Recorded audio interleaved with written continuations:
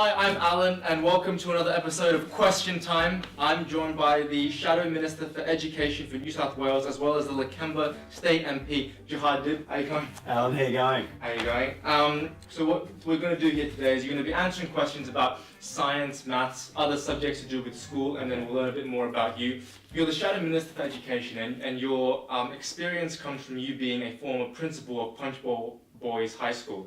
Can you just quickly talk a bit about when you got there in 2007, it had a reputation for violence and general poor behaviour amongst the students. Yeah. How did you turn that around? Oh, well, look, I mean, you're right. We had heaps of problems around the area. Look, it was actually at the point where the school was potentially going to close down. So no one was sending their kids to the school. I think the enrolments were about 280 odd kids. It had been over 1,000 10 years before that. And the reputation had just, over a long period of time, just declined. The most important thing they had to do was make the kids believe in themselves, make the teachers believe in the kids, and get the community to come back together. That's the 30-second spiel. There's a much longer spiel, but actually about believing in yourself. That was the most important thing, and working hard to change it. Okay then, so that brings us to round one. Okay, I'm all fired up, ready to go. Okay then. Please Relax, ask. nothing to worry Oh, about. nothing. Oh, because I'm looking pretty tense. Yeah. So this will be general knowledge. 60 seconds on the clock. Counting now. Okay then. Okay then, 60 seconds on the clock, starting now. Question 1. High school is a secondary education for kids aged 12 to 18. What is a punch bowl? Oh, what is a punch bowl? So it's a bowl that you actually put punch in. Correct. In Year 8 Science, Newton's laws of motion states that force can be calculated by multiplying the mass of an object by its what? Wait. Velocity. Oh no! Okay. From Shakespeare, finish the quote. For never was a story more woe than this of... I can tell this is from Romeo and Juliet. Correct. It's from Romeo and Juliet, yeah. Question 4. Burke and Wills were historical Australians for their 1860 what? Expedition, horse and coach business, or openly gay relationship? Expedition. Correct. Abbott and I mean, I don't know about the others, but I think expedition was definite. Abbott and Costello say that 7 times 13 is 28. What does Jihad say 7 times 13 is? 28. What, 7 times 13? Yeah. 7 times 13, so 7 12s are 80 odd. 77, 82, 89. No? 91. Oh. That's okay. So you got 3 in the bank. That's okay. No, that's terrible. You're doing okay. Please tell me nobody else has beat me. I'm very competitive. So as we said, you're the Minister for the Shadow Minister for Education. What would you say the biggest problem facing students is these days? I reckon the pressure. I actually think there's an enormous amount of pressure on kids, much more than we ever give it credit for. I'm really worried about the mental health issues. I'm starting to see a lot more of that climbing up. I think we put too much emphasis on the HSC and on examinations like NAPLAN, where what I really want to see is the whole round student. So I really want a kid to be, capable in terms of their abilities, but also want to be a decent person and a decent student, and somebody who, when they leave school, is ready to actually contribute to the world. So, but I think the pressure on kids is underestimated. So the pressure, how would you and Labor alleviate that type of stress? So I think part of the thing that we need to have a look at is the HSC. Have a look at, what's sort of going on with the HSC, but also do we need to understand that students develop at different stages. So not every student is going to be able to achieve the same thing at the same time, depending on what their background might have been. So a kid who might have been born overseas, or so comes as a refugee, a non-English speaking family who don't speak English at home, hasn't had the preschooling, so we want to make sure that there's preschooling options for people to get them at the start at the right point of time. But also to recognise that there's different ways. Like, just because you get a really great ATAR, it doesn't mean that you're going to make a great doctor or a great lawyer or a great teacher. We need to start looking also at the personality things that we're developing. And I also think that we need to understand that sometimes we don't listen enough to kids. Kids and young people have got a lot more to say than we give them credit for. Wonderful. That brings us to the second round. Okay. The name game. Oh, I've got a bit more than It's 3, okay. no. Yeah. So 60 seconds on the clock. Okay, starting. Question 1. What D is a synonym for the word dunk, as well as a form of condiment? Drink. D. What D? D. Oh, form of condiment. Dunk. Yes. Sound like you have it. Well, it's wrong. I was looking for the word dip. Ah. A contemporary form of electronic music created in the last decade is what step?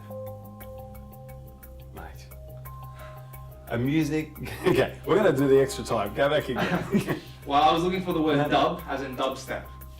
So, Mate, Can you give me something from the 1980s? Well, question 3. This Johnny is a British actor famous for playing a Disney pirate. Johnny Depp. Correct. Is he English? Yes. Wow, I always thought he was American. There you go. He's a fantastic actor. Question 4. The dancing trend started in 2015, which asks people, I started so I'll finish. The dancing trend which asks people to lower their head into the bent crook of a slanted arm. Similar. Correct. Mate, Very good. that's the one thing I could do. That was even worse than the previous round. Far out. You being the first Muslim MP to represent the seat of Lakemba. Yeah. Now, Lakemba has the highest proportion of Muslims in New South Wales. Why is that important that you represent them? I think, look, a lot's been made about the fact that I'm the first Muslim MP. The fact of the matter is that, like, this has been the area that I've grown up. This is the area that I've done really good things in. It's important too because it tells kids and it tells everyone in the community how you can achieve that. Wherever you're born, whatever your faith is, whatever your colour may be, whatever your cultural background is, it shouldn't really make a difference. You've still got the opportunity to be able to represent people in the place.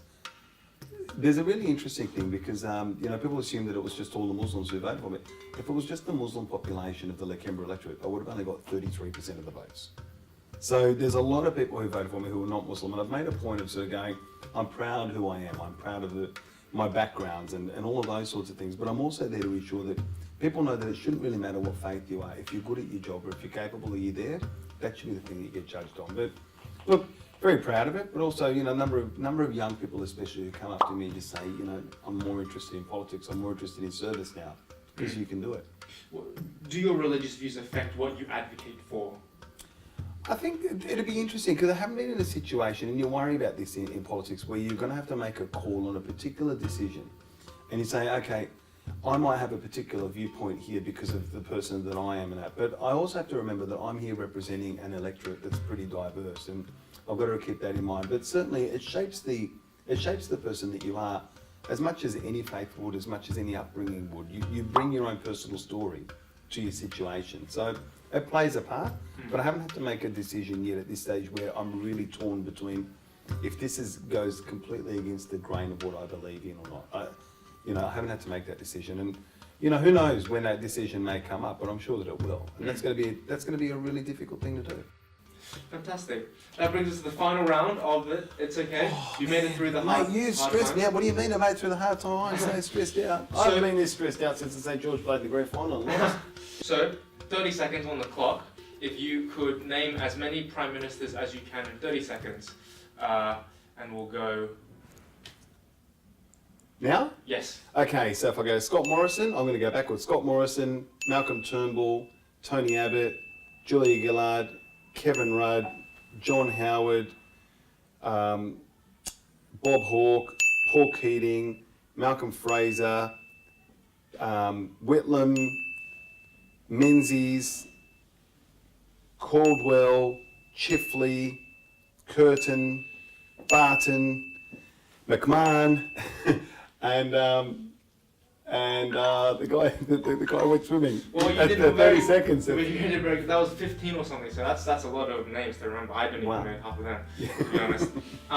So thanks for playing. You got a C+ for your mark. Oh, can I have another go? That was so bad. That was terrible. So you won the final word to all the young people who will be voting for the first time in the federal and state elections next year. What would you say to all the young people? Hey guys, we live in the greatest country on earth, and we're so lucky because we actually get the opportunity to vote. And where I come from, it wasn't that easy to vote. I'd say this to you: vote based on the decisions that you make. Be informed, understand it, get involved in the process. The reason I got involved in politics is because I was sick and tired of people complaining about politicians, complaining about politics, but not willing to have a go themselves. Get into it, understand it. This is your democratic right, and take advantage of it. Don't become one of those people who's cynical with politics. Get involved, and if you want to make the change, get in there and make that change. Enjoy the first vote. It's a really great thing, and it's a special moment to be able to vote for the first time in your life. Of course, I hope you vote for me or my party, but vote the way that you feel most comfortable with. Thank you so much, Jihad. No worries, Alan. Thank you very much. Thank you. I hope you enjoyed it. Catch us next time when we're playing Prime Minister Bingo with Scott Morrison.